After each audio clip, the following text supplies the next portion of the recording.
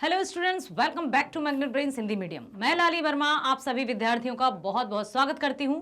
साथ ही साथ ये आशा भी करती हूं कि आप सभी स्वस्थ होंगे, खुश होंगे, प्रसन्नचित होकर अपने सभी कार्य कर रहे होंगे और निश्चिंतता के साथ पढ़ाई कर रहे होंगे। अब आप सोच रहे होंगे मैडम निश्चिंतता के साथ पढ़ाई हम कैसे कर सकते हैं, एग्जाम आ गए हैं। हाँ, तभी तो मैं कह रही हूं कि टेंशन लेकर पढ़ाई नहीं करना है, हम हैं आपके लिए।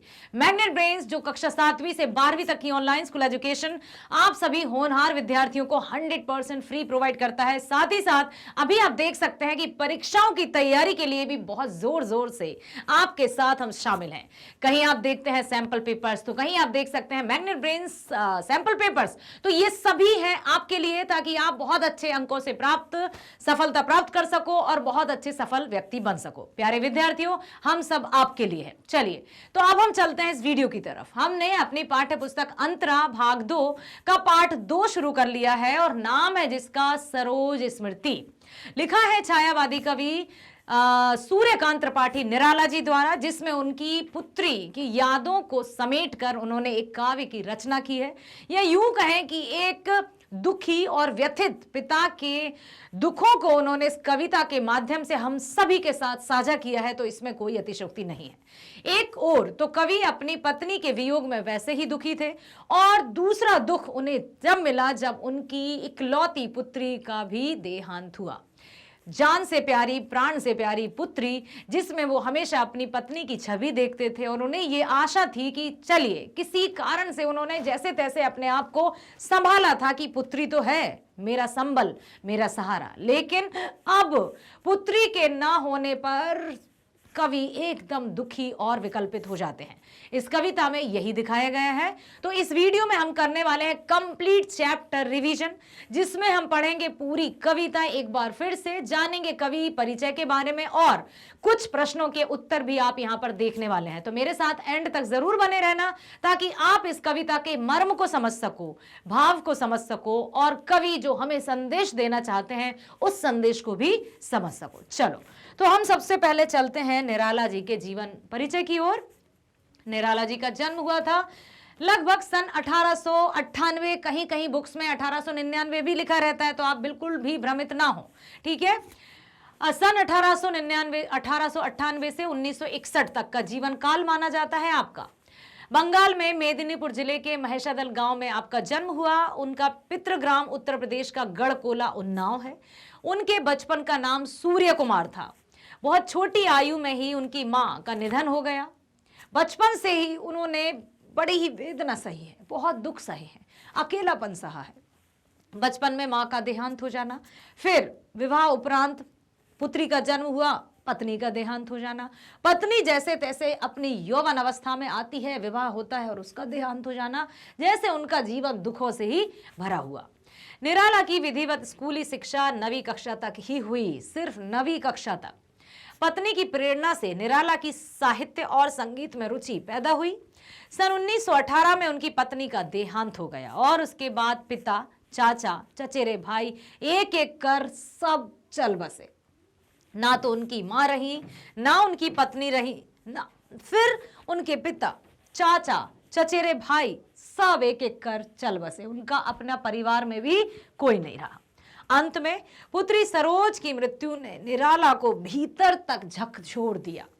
अपने पिता में निराला ने मृत्यु का जैसा साक्षात्कार किया, अपने जीवन में निराला ने मृत्यु का जैसा साक्षात्कार किया था, उसकी अभिव्यक्ति उनकी कई कविताओं में दिखाई देती है कि वो किस तरह से विकल्पित थे, किस तरह से अपने जीवन में एकाकीपन उनको खाए जाता था।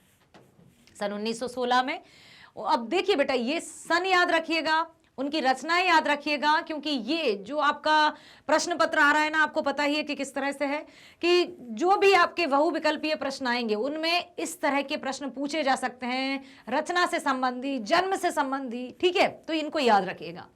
सन 1916 में उन्होंने प्रसिद्ध कविता जूही की कली लिखी, जिससे बाद में उनको बहुत प्रसिद्धि मिली और वे मुक्त छंद के प्रवर्तक भी माने गए। निराला ने सन 1922 में रामकृष्ण मिशन द्वारा प्रकाशित पत्रिका समन्वय के संपादन से जुड़े। सन 1923-24 में वे मतवाला के संपादक मंडल में शामिल हुए। वे जीवन भर पारिवारिक और आर्थिक कष्टों से जूझते रहे। अपने स्वाभिमानी स्वभाव के कारण निराला कहीं टिककर काम नहीं कर पाए। टिककर काम करने का तात्पर्य होता है कि एक जगह लंबे समय तक काम ना करना, क्योंकि उनका जो स्वभाव था वो कैसा था, स्वाभिमानी था। वो किसी भी तरह से अपने स्वाभिमान को ठेस कभी नहीं पहुंचा सकते थे। उनको यदि किसी की बात मन पर लग जाती थी तो वो वहां से काम छोड़ देते थे। अंत में इलाहाबाद आकर रहे और वहीं उनका देहांत हो गया। छायावाद और हिंदी की स्वच्छंदतावादी कविता के प्रमुख आधार स्तंभ निराला का काव्य संसार बहुत व्यापक है। उनमें भारतीय इतिहास, दर्शन और परंपरा का व्यापक बोध है और समकालीन जीवन के यथार्थ के विभिन्न पक्षों का चित्रण भी। भावों और विचारों की जैसी विविधता। अब चलते हैं हम कविता की व्याख्या पर। बहुत ध्यानपूर्वक इसको सुन लीजिए, क्योंकि प्रश्न अवश्य कविता के भीतर से ही पूछे जाएंगे, कविता के बीच में से ही पूछे जाएंगे। जो अभी आप सुन लोगे तो बहुत अच्छे से आप परीक्षा में उत्तर दे पाओगे। भावों और विचारों की जैसी विविधता, व्यापकता और गहराई निराला की कविताओं में मिलती है, संभवतः वैसी बहुत कम कवियों में है। कैसी? विचारों की जैसी विविधता, मतलब कई तरह के विचार, बहुत ही व्यापकता और बिल्कुल मर्मस्पर्शी, कह सकते हैं इसको, दिल को छूने वाली जो रचनाएं हैं वो निराला जी की रचनाएं हैं। उन्होंने भारतीय प्रकृति और संस्कृति के विभिन्न रूपों का गंभीर चित्रण अपने काव्य में किया है। भारतीय किसान जीवन से उनका लगाव उनकी अनेक कविताओं में व्यक्त हुआ है। यद्यपि निराला मुक्त छंद के प्रवर्तक माने जाते हैं। मुक्त छंद समझते हो? एक होता है छंदबद्ध, दूसरा होता है मुक्त छंद।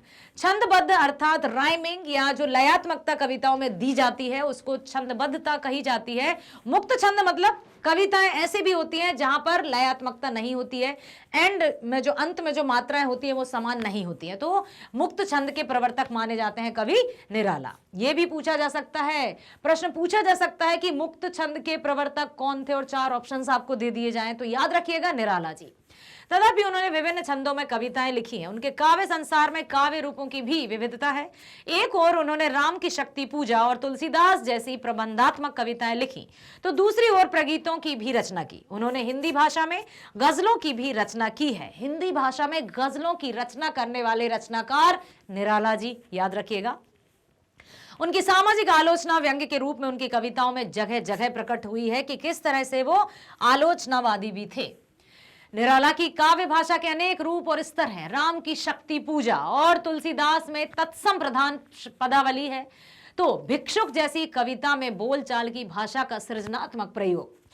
राम की शक्ति पूजा और तुलसीदास जो कि सूर्यकांत त्रिपाठी निराला जी द्वारा रचित हैं, याद रखिएगा।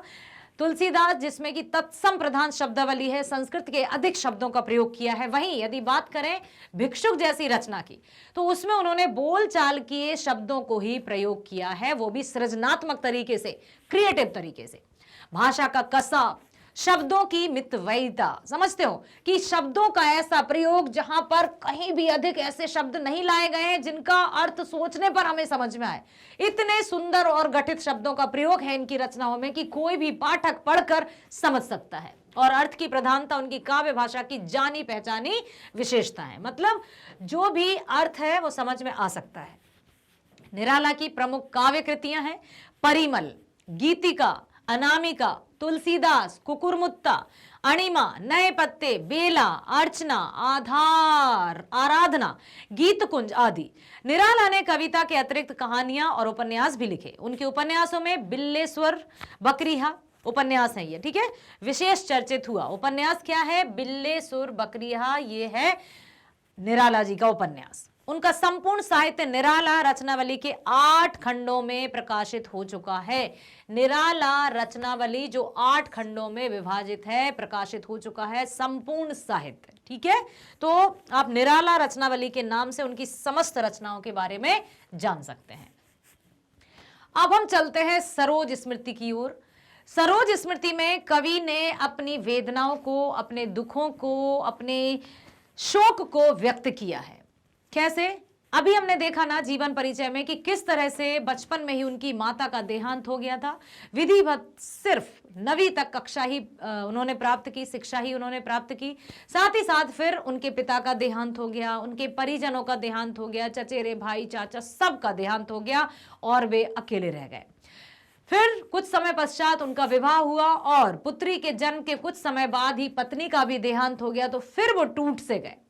इतनी वेदना, इतना दुख, और उसके बाद इस तरह की रचनाएं, उनकी रचनाएं हम पढ़ते हैं तो अलग उनकी वेदना हमें समझ में आती है, उनका दुख हमें समझ में आता है।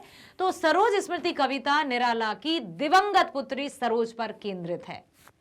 यह कविता बेटी के दिवंगत होने पर पिता का विलाप है। मतलब उनकी बेटी का देहांत हो जाता है, युवा अवस्था में आने के बाद, विवाह होने के बाद उनकी बेटी की मृत्यु हो जाती है। वो कैसे अपने आप को जीवित रखें, वो अपने आप से विलाप करते हैं, अपने आप से शिकायत करते हैं कि मेरा जीवन भी कितने दुखों से भरा हुआ है, आखिर मेरे साथ इतना दुख क्यों। फिर भी उन्होंने किसी तरह से परमात्मा या ऊपर वाले से शिकायत नहीं की, वो जूझते रहे और साथ ही साथ उन सभी समस्याओं और दुखों का सामना करते रहे। पिता के इस विलाप में कवि को कभी शकुंतला की याद आती है तो कभी अपनी स्वर्गीय पत्नी की, क्योंकि शकुंतला का जीवन भी उनकी पुत्री की तरह ही रहा है।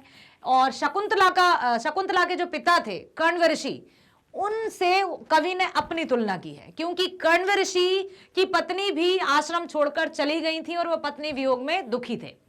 यहां पर निराला जी की पत्नी उनको छोड़कर नहीं गई, लेकिन उनकी पत्नी का देहांत हो गया तो वो भी अपनी पत्नी के वियोग में दुखी हैं। ठीक है, बेटी के रूप रंग में पत्नी का रूप रंग दिखाई पड़ता था, जिसका चित्रण निराला जी ने किया है। यही नहीं, इस कविता में एक भाग्यहीन पिता का संघर्ष भी दिखाया है। साथ ही साथ समाज के उसके संबंध, पुत्री के प्रति बहुत कुछ ना कर पाने की अकर्मण्यता बोध भी प्रकट हुआ है कि मैंने अपनी पुत्री के लिए क्या किया। उसका विवाह भी बिल्कुल साधारण तरीके से किया, जिसमें बिल्कुल सादगी थी, कोई साज सज्जा नहीं थी, कोई ढोल नहीं थे, कोई मेहंदी संगीत की रस्में नहीं की गई थी, मैंने कुछ नहीं किया। तो वो बेटी के प्रति कुछ ना कर पाने की जो अकर्मण्यता की भावना है वो भी प्रकट करते हैं यहाँ पर। इस कविता के माध्यम से निराला का जीवन संघर्ष भी प्रकट हुआ है। वे कहते हैं, दुख ही जीवन की कथा रही, क्या कहूं आज जो नहीं कही। मैं क्या कहूं अपने बारे में और मैं क्या बोलूं, क्योंकि मेरा जीवन तो दुखों से भरा हुआ है। फिर भी वो दूसरों के समक्ष आंसू नहीं बहाते हैं। क्यों? क्योंकि उनका ये भी है कि अब मेरे अपने तो मेरे पास रहे नहीं, तो मैं दुनिया के सामने अपने दुखों का रोना क्यों रोऊं, क्योंकि मुझे कोई नहीं समझ सकता। हम मेरे अपने होते जो मुझे समझते, जिनके समक्ष मैं अपने दुखों को रखता, अपने दुखों को बांटता, लेकिन वे तो अब मेरे पास नहीं है। तो मैं अपने जीवन में संघर्ष करते जा रहा हूं और आगे बढ़ते जा रहा हूं। देखो, अब हम पढ़ते हैं कविता। देखा विवाह आमूल नवल, तुझ पर शुभ पड़ा कलश का जल। अब उनकी बेटी का विवाह हो रहा है और उस पर जो कलश का जल छिड़का जाता है, पवित्र जल, गंगा जल छिड़का जाता है ना, पवित्र किया जाता है, तो वो बहुत ही प्रसन्न है कि चलो मेरी बेटी इतनी बड़ी हो गई है, छोटी सी नन्ही सी कली थी, अब वो फूल बनकर दूसरे के घर की शोभा बनने वाली है। बहुत खुश थे। कहीं ना कहीं उन्हें अपनी पत्नी की याद भी आ रही थी, लेकिन बेटी को देखकर वो तृप्त हो जाते थे और वो संतोष भरी सांस भी लेते थे कि मेरी पुत्री तो मेरे पास है, मेरी पुत्री तो मेरा सहारा है।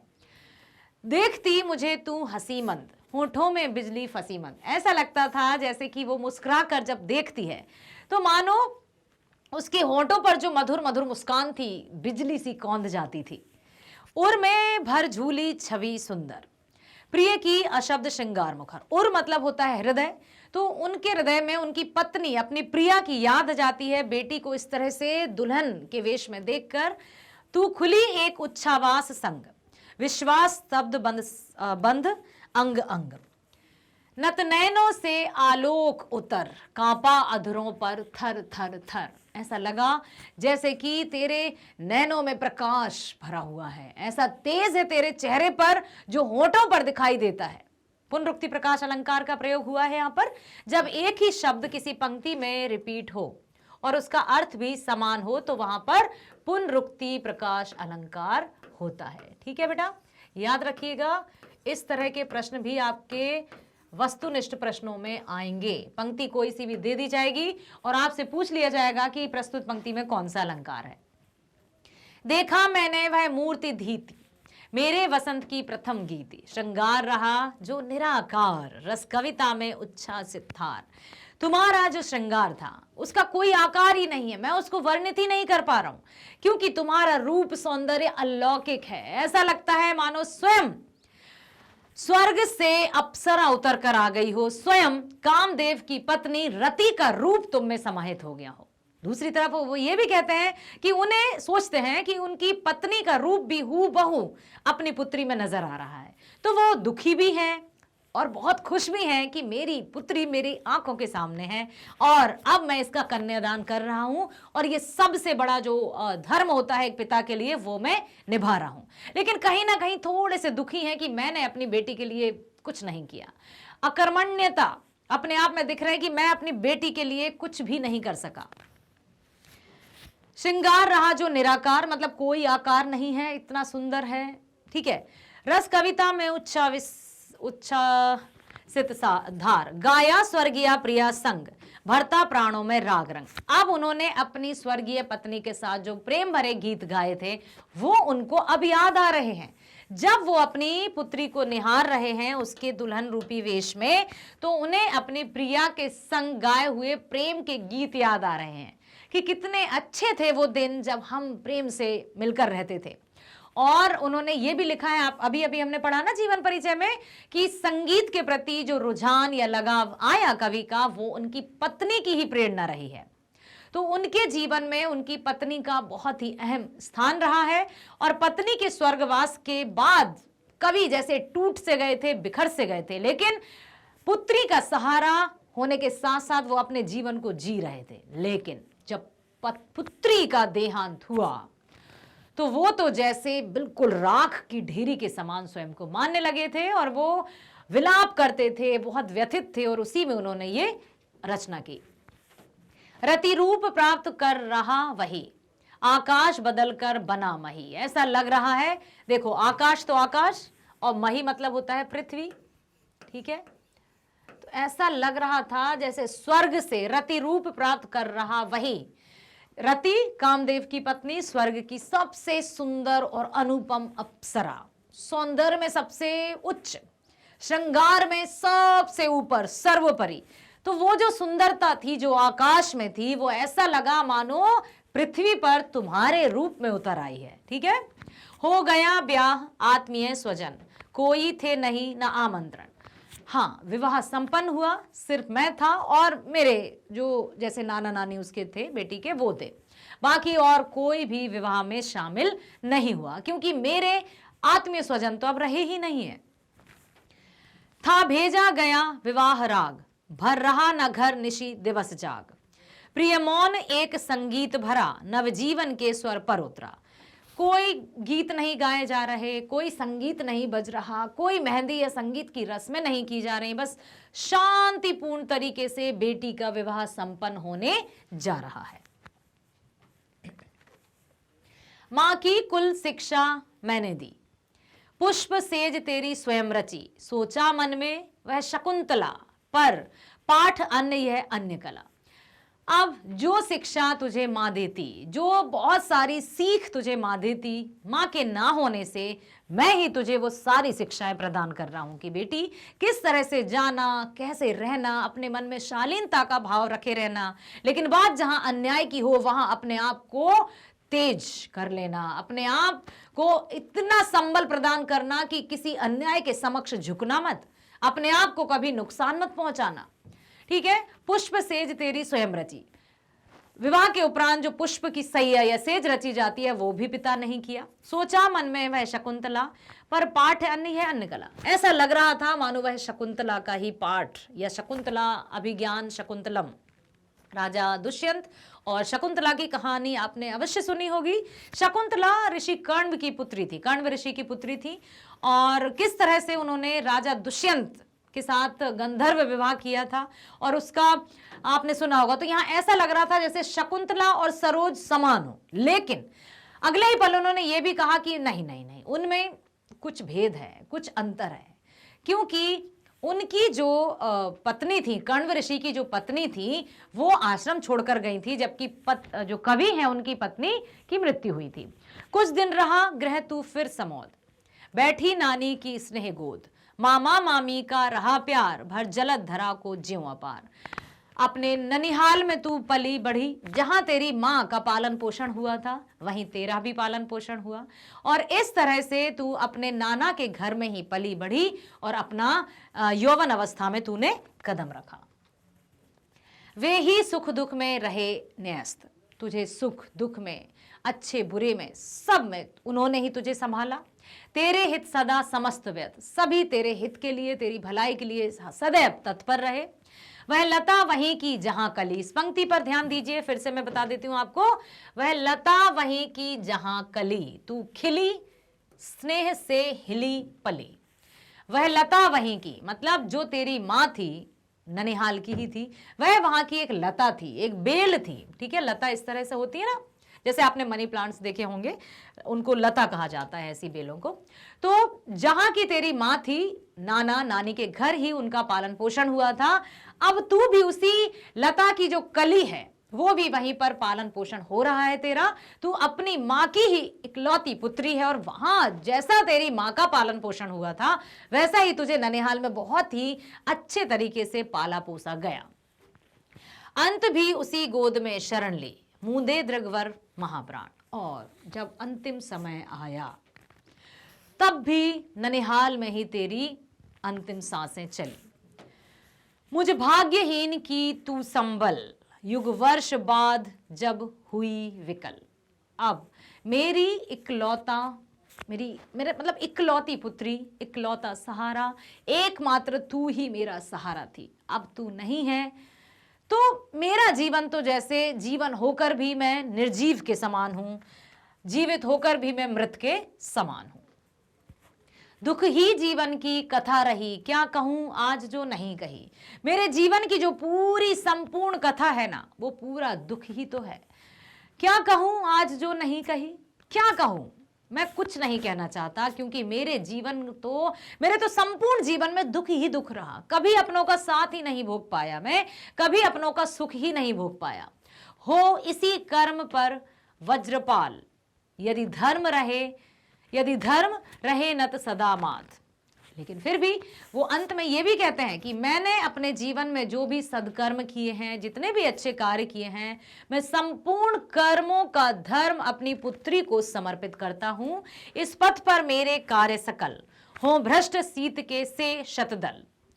कन्ये गत कर्मों का अर्पण कर, करता मैं तेरा तर्पण। अब मैं मेरे कर्मों का, सभी सदकर्मों का फल तुझे अर्पित करता हूं, तेरा कन्यादान करता हूं। समझ में आई? तो यहां पर कवि निराला जी ने अपने मन की भावनाओं को कविता के माध्यम से व्यक्त किया है। उनकी वेदना भी स्पष्ट रूप से दिखाई दे रही है, साथ ही साथ उनका वियोग, पत्नी वियोग, परिवारजनों का वियोग, स्वजनों का वियोग, फिर अपनी पुत्री, प्राण से प्यारी पुत्री का वियोग। तो कैसे उन्होंने अपना जीवन जिया होगा, सच ये सोच कर ही हम विकल्पित हो जाते हैं। हम ऐसा लगता है जैसे कि किस तरह से। और फिर भी अब आप ध्यान दीजिएगा कि जब भी इस तरह की रचनाएं आती हैं, उन जिनमें करुणा होगी, प्रकृति के उपमानों का भी प्रयोग किया है। बादल आ गया, आकाश आ गया, पृथ्वी आ गई, स्वर्ग से अप्सरा, या बहुत सारी ऐसी उन्होंने उपमान दिए हैं। उपमान मतलब पता है ना आपको, जिनसे तुलना की जाती है। तो ये प्रकृति के उपमानों का प्रयोग करते हुए उन्होंने अपने अंतर मन के भावों को कविता के माध्यम से पिरोकर हम सबके साथ साझा किया है। यही छायावाद की विशेषता भी है और निराला जी की निराली रचना भी। ठीक है, तो ये सरोज स्मृति कविता का एक अंश है। अब हम चलते हैं प्रश्नों की ओर। कवि को अपनी स्वर्गीय पत्नी की याद क्यों आई? देखिए, उनकी पत्नी की याद तो उन्हें हमेशा ही आती थी, लेकिन अब जबकि उनकी पुत्री युवावस्था में कदम रख चुकी है, विवाह योग्य हो गई है और वो विवाह मंडप में सज धज कर बैठी है, दुल्हन के रूप में बैठी है, तो कवि ने जब अपनी बेटी को देखा तो वो एक टक देखते ही रह गए। उन्हें अपनी स्वर्गीय पत्नी की पूरी हूबहू छवि अपनी पुत्री में दिखाई दी। ऐसा लगा मानो उनकी स्वर्गीय पत्नी उनके सामने बैठी है। कवि द्वारा अपनी पुत्री को विवाह के शुभ अवसर पर नववधू के रूप में देखकर अपनी स्वर्गीय पत्नी की याद आ गई, यह स्मरण हो आया। दुल्हन के कपड़ों में उनकी पुत्री बहुत सुंदर प्रतीत हो रही थी। उसके अंदर अपनी मां की झलक दिखाई दे रही थी। अपनी पत्नी के साथ मिलकर गाई गई कविताएं उन्हें अपनी पुत्री सरोज के रूप में साकार होती दिखती थी। उन्होंने कभी अपनी पत्नी के साथ प्रेम के गीत भी गाए थे। उनकी पत्नी को संगीत से बहुत प्रेम था। संगीत के प्रति रुझान जो कवि में आया वो उनकी पत्नी के कारण ही आया। वह सरोज को देखकर भाव विभोर हो जाते हैं, अपनी भावनाओं को नहीं समेट पाते हैं, आंखों से अश्रुधारा भी आ जाती है और उन्हें लगता है मानो उनकी पत्नी सरोज का रूप धारण कर सामने खड़ी हो। पुत्री को विवाह के समय शिक्षा देते समय कवि को अपनी पत्नी का स्मरण हो आता है। मां विवाह के समय पुत्री को उसके सुखी ग्रस्त जीवन की बहुत सारी सीख देती है। मर्यादा में रहना, अपने परिजनों का ध्यान रखना, अपने अंदर नारी के जो गुण हैं उनको बसा के रखना, लेकिन कभी भी अन्याय के समक्ष झुकना मत, उसका भी डटकर सामना करना। तो जो सीख मां अपनी पुत्री को देती वही सीख कवि ने अपनी पुत्री को दी, एक पिता ने अपनी बेटी को दी। दूसरा है आकाश बदलकर बना मही। कैसे आकाश पृथ्वी बन गया भाई? आकाश स्वर्ग से सुंदर, जहां अप्सराएं रहती हैं, जहां कामदेव की पत्नी रति जो अनुपम अलौकिक रूप सौंदर्य की सर्वोपरि मूरत मानी जाती हैं, तो ऐसा लग रहा था जैसे आकाश अर्थात साक्षात स्वर्ग की अप्सरा या स्वर्ग की परी का रूप धारण कर लिया हो उनकी पुत्री ने। क्योंकि पुत्री बैठी है विवाह मंडप में सजी धजी नववधू के रूप में, और उसको देखकर ऐसा लगा जैसे समस्त सौंदर्य उसमें विद्यमान हो गया हो। ये अब देखो यहां पर लिखा है कि आकाश और मही शब्द किनकी ओर संकेत करते हैं? पुत्री। यस, तो ये शब्द कवि की श्रृंगार से पूर्ण कल्पनाओं तथा उसकी पुत्री सरोज की ओर संकेत करते हैं। कवि के अनुसार वह अपनी कविताओं में श्रृंगार भाव से युक्त कल्पनाएं किया करते हैं। जब उसने नववधू के रूप में अपनी पुत्री को देखा तो उसे लगा जैसे उसकी पुत्री के सौंदर्य में वह कल्पनाएं साकार हो गई हैं और धरती पर उतर आई हैं। अतः आकाश को वह श्रृंगार भाव से युक्त कल्पनाएं तथा मही के रूप में अपनी पुत्री सरोज की ओर संकेत कर रहा है। ठीक है, आकाश में सुंदरता और मही मतलब पृथ्वी पर जो सुंदरता आ गई है आकाश, वो उनकी पुत्री के रूप में उन्हें दिखाई दे रहा है। समझ में आया? इसलिए लिखा है आकाश बदलकर बना मही। आकाश जैसे मही या पृथ्वी बन गया हो, आकाश में जो सुंदर कल्पना है या जो सुंदरता है वो पृथ्वी पर उतर आई हो। ठीक है, अगला है सरोज का विवाह अन्य विवाहों से किस प्रकार भिन्न था। अब हम देख सकते हैं कि जब भी विवाह तो छोड़िए, विवाह की बात या उसके पूर्व के जो तैयारियां होती हैं, जो साज सज्जा होती है, वो सच में ऐसा लगता है कि हाँ भाई, अलग समझ में आता है कि हाँ इस घर में विवाह होने वाला है। चाहे वो गांव में हो रहा हो चाहे शहर में हो रहा हो, लेकिन विवाह आते ही घर की रौनक जैसे बढ़ जाती है, साज सज्जा बढ़ जाती है, हलचल बढ़ जाती है, लोगों का आना जाना शुरू हो जाता है। लेकिन सरोज के विवाह में ऐसा कुछ नहीं हुआ। पढ़ते हैं, सरोज का विवाह अन्य विवाहों की तरह चमक दमक शोर शराबे से रहित था। ठीक है, रहित का मतलब किए बिना था। सरोज का विवाह बहुत सादे तरीके से हुआ था। इस विवाह में समस्त रिश्तेदारों, मित्रों तथा पड़ोसियों को नहीं बुलाया गया था, बल्कि यह परिवार के कुछ लोगों के मध्य ही संपन्न हुआ। इसमें संगीत तथा मेहंदी जैसी रस्मों का भी अभाव था। किसी ने विवाह के गीत नहीं गाए, ना ही लोगों का तांता लगा था। बस चारों तरफ शांति विराजमान थी। यह विवाह इसी शांति के मध्य हुआ था।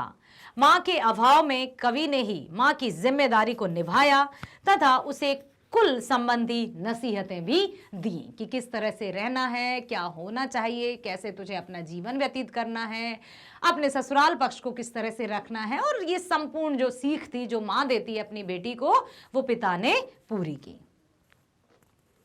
अगला प्रश्न है, निम्नलिखित पंक्तियों का अर्थ स्पष्ट कीजिए। काहे नत नयनों से आलोक उतर। जब उसके झुके हुए नयन या नेत्र देखते हैं कवि, तो ऐसा लग रहा था जैसे उसके नयनों में ही प्रकाश उतर रहा हो, श्रृंगार रहा हो निराकार। उसका रूप सौंदर्य ऐसा था कि जैसे उसकी कोई तुलना ही नहीं की जा सकती, अतुलनीय, निराकार, कोई आकार नहीं है कि वो ऐसी लग रही थी या ऐसी लग रही थी। नहीं, उसका रूप सौंदर्य अनुपम था, अलौकिक था, अनोखा था।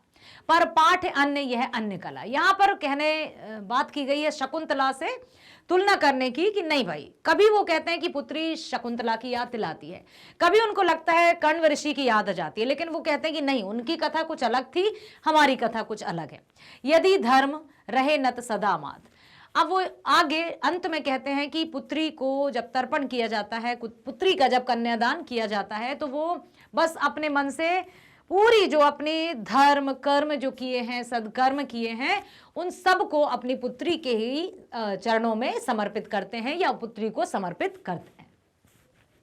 नतनयनों से आलोक उतर। कवि के अनुसार उसकी पुत्री विवाह के समय बहुत प्रसन्न है, नव वधू बनी उसकी पुत्री की आंखें लज्जा तथा संकोच के कारण चमक रही हैं। कुछ समय पश्चात वह चमक आंखों से उतरकर उसके अधरों तक आ पहुंचती है। दूसरा है, इसका अर्थ है ऐसा श्रृंगार जो बिना आकार का हो, निराकार। कवि के अनुसार इस प्रकार का श्रृंगार ही रचनाओं में अपना प्रभाव छोड़ पाता है।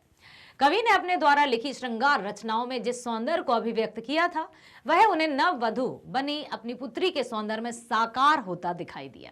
साथ ही साथ अब उन्होंने कहा शकुंतला से तुलना करनी चाहिए। इस पंक्ति में कवि को अपनी पुत्री को देखकर अभिज्ञान शकुंतलम रचना की नायिका शकुंतला का ध्यान आ जाता है। उनकी पुत्री सरोज का माता विहीन होना, ठीक है, कि उनको यह भी याद आता है कि जिस तरह से उनकी पुत्री माता विहीन है, उसी तरह से शकुंतला भी माता विहीन थी। पिता द्वारा लालन पालन करना तथा विवाह में माता के स्थान पर पिता द्वारा माता के कर्तव्यों का निर्वाह करना शकुंतला से मिलता है, परंतु उसका व्यवहार और शिक्षा में सरोज शकुंतला से बहुत अधिक अलग थी। ठीक है, जो सरोज थी उसके व्यवहार में और उसकी शिक्षा में सरोज शकुंतला से काफी भिन्न थी। अतः वे कहते हैं कि यह पाठ अलग है, परंतु कहीं पर यह मिलता है और कहीं अन्य विषयों पर बिल्कुल अलग हो जाता है। अब अंतिम पंक्तियों में, प्रस्तुत पंक्ति में कवि अपने पिता धर्म को निभाने के लिए दृढ़ निश्चयी हैं। वह अपने पिता धर्म का पालन सदा माथा झुकाए करना चाहते हैं और अपने जीवन में किए गए सत्कर्मों को अपनी पुत्री को सौंपना चाहते हैं, अपनी पुत्री को अर्पित करना चाहते हैं। यही उन्होंने इस रचना में बताया है। तो मैं आशा करती हूं आपने कंप्लीट चैप्टर रिवीजन को कंप्लीटली सुना होगा और बहुत ध्यानपूर्वक सुनकर उसमें निहित उसके भाव और उसके अर्थ और कवि के मर्म को भी समझ लिया है। तो प्यारे विद्यार्थियों, हम इसी तरह से हर एक विषय की तैयारी आपकी करवाते रहेंगे। चिंता नहीं करना है आपको, हम हैं आपके लिए। मैग्नेट ब्रेन्स है आपके लिए, जो 7वीं से 12वीं तक की online school education 100% free provide करता है। साथ ही साथ आप PDF डाउनलोड कर सकते हैं, क्योंकि आ गई हैं मैग्नेट ब्रेन्स की बुक्स और ई-बुक्स। जी हाँ, हाथ में लेकर किताबें भी पढ़ सकते हैं। कैसे? लिंक देखिए, डिस्क्रिप्शन में लिंक दी है, क्लिक कीजिए, आपको संपूर्ण जानकारी मिल जाएगी, क्योंकि वो बुक्स हैं आपके लिए ज्ञान का खजाना, जिनमें है MCQ, sample papers, previous year question papers, साथ ही साथ NCERT सॉल्यूशंस, जो ना केवल आपकी बोर्ड एग्जाम में ही हेल्प करेंगी, बल्कि आगे आने वाली समस्त जो भी सभी प्रकार के कॉम्पिटिटिव एग्जाम्स रहते हैं, उनको क्रैक करने में भी आपकी पूरी हेल्प करेंगी। तो बने रहो हमारे साथ, वीडियो देखो, लाइक करो, शेयर करो और हमारे साथ बने रहो। चलो, तो मिलते हैं नेक्स्ट वीडियो में। स्वस्थ रहना, खुश रहना, bye bye, thank you so much.